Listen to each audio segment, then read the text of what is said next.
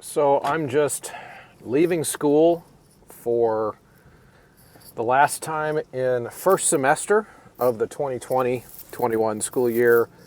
It was the weirdest semester of my life, and that includes probably last semester when school got shut down in March and we didn't end up coming back ever. I think this was actually weirder, probably, and more stressful on me as a teacher, on my family life, on my kids, my biological kids, and my school kids. Because I feel like in the March semester, when we shut everything down in March and didn't come back, we had the sense at the time that was going to be really super temporary, right? We're trying to figure this all out, and we want to take the precautions, and of course that makes sense, and I'm not criticizing that at all. But what it did at the time is you kind of had that light at the end of the tunnel in March of the summer, right? So school's going to end anyway, and we just got to get through the rest of this school year, and it's a huge loss to the students in terms of their end of the year, stuff and their learning and all of their growth, but it'll end, right? It'll end in the summer.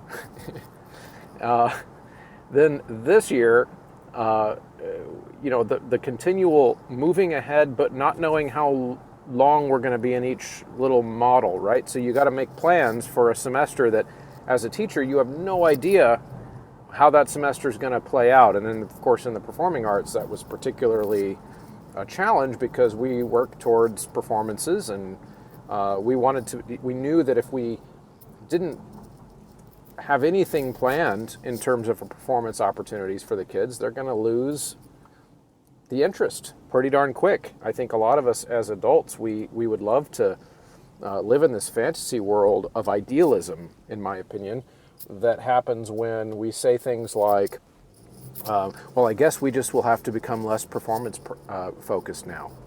Okay, great. Good luck explaining that to a 13-year-old who's never, yeah, you could try, and there will be some kids who get that. Like, there will be some kids who get that.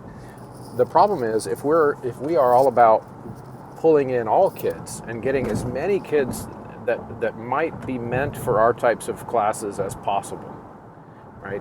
Whether that be through the equity lens, we're trying to reach more kids that maybe otherwise wouldn't have found our art form. The collaborative environment of an ensemble music class is so important to their development.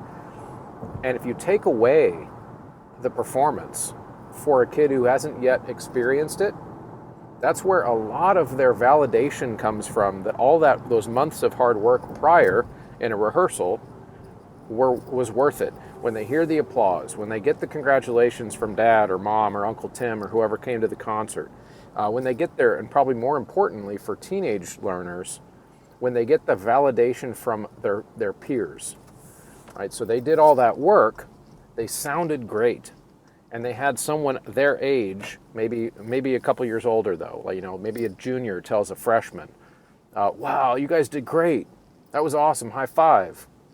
Or, in my program, one of the things that I'm proud of is oftentimes that occurs on Twitter after the concert, right? Those are the things that get kids to buy into ensemble music making more in the long term.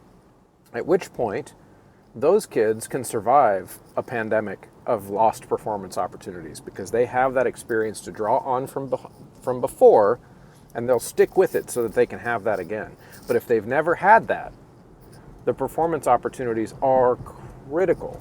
They are critical because without that, they're going to do all the hard part of choir, all the hard part of band, orchestra, whatever it is, without any of the feedback part that is so necessary, regardless of how our idealistic selves try to rationalize that it's not necessary, that it's not the important part, right?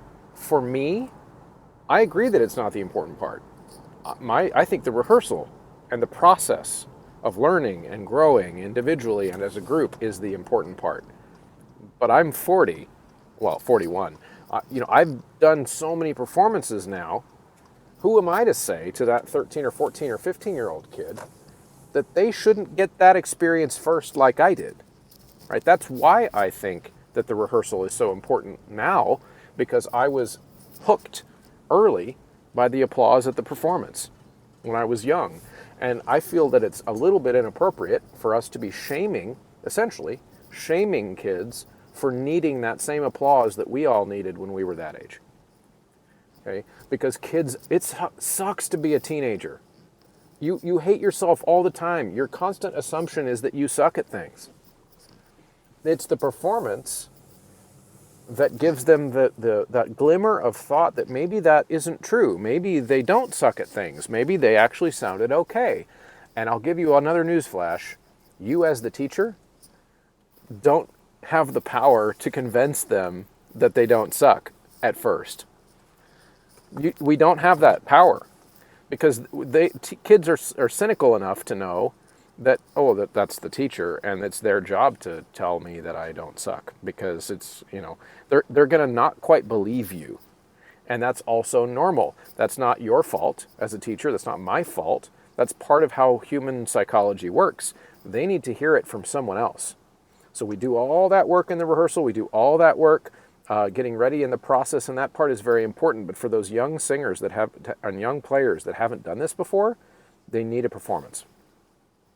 So after that long rant, really my point was that this semester sucked for that reason, because we had to keep planning for performances, at least the way I saw it based on that explanation. We kept planning for performances that we didn't know for sure if we could deliver.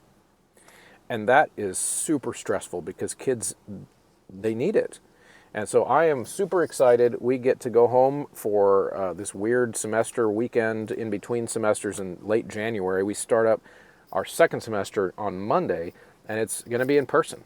We're going to almost every day be in person, and even with our entire choirs present and all of our student bodies that have chosen to be in person with their learning, they need this. They need it, and they don't realize yet how badly they need it, but they're going to figure it out real fast once they get back into the habit of learning again in person at the regular speed of learning. For these kids, for my kids in my community, for the first time in almost an entire calendar year.